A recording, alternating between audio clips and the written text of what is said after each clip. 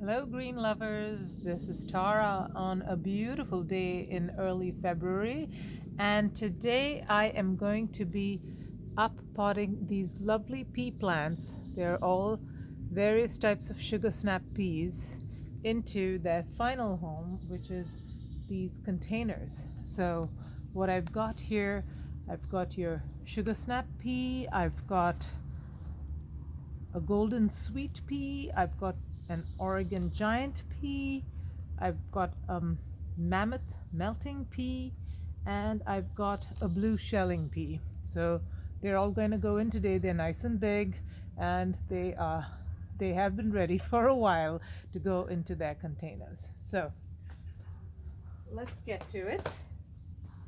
So what you're going to need for this is you're going to need some kind of potting soil. I typically get this organic potting soil from my big box Home Depot store, and I also get compost, which I mix in with the potting soil, and I've got some fertilizer which will be going in as well. So a couple of things to know about peas.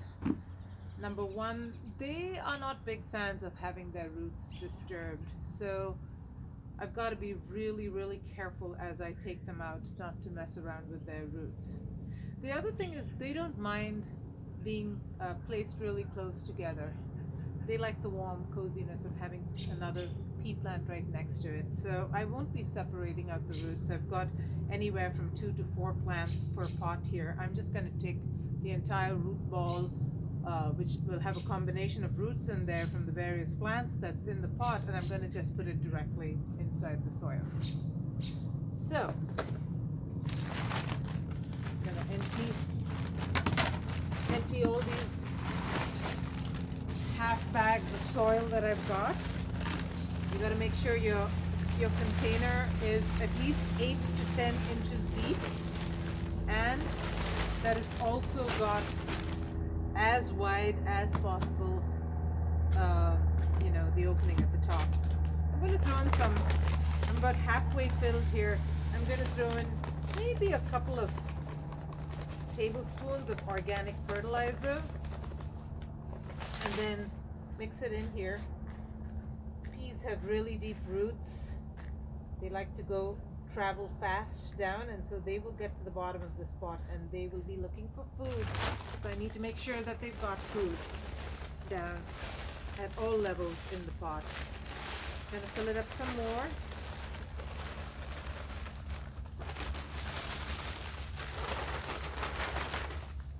And also throw in some compost. Ooh, heavy. There you go. Kind of shake it till it's about an inch or so from the top. Give it some more soil here, some more compost. There we go. Kind of mix it all in. I'm going to throw in just a little bit more fertilizer, another couple of tablespoons. And after these peas have been planted, I'm going to come roughly every 10 days or so and hit it with some liquid fertilizer, because when they're growing, they need lots of nitrogen, phosphorus, and potassium primarily to grow nice and big so they can produce some awesome peas. So let's see, what should I plant here? I'm going to plant the blue shelling peas because that's the tallest. It really needs to go in. So stick the label in there because I'm going to forget otherwise. Kind of give it a little bit of a squeeze. Hold the plants gently. Turn it upside down. And there you have it. And if you look at the root ball, as you can see, it has reached the bottom and it's turning around. It's not root bound or anything, but yeah, these peas were planted, let's see, today is February 7th. I planted them on the 21st of January, so a little over 2 weeks, and they're already grown so big. So I'm going to plant these, like I said, as is.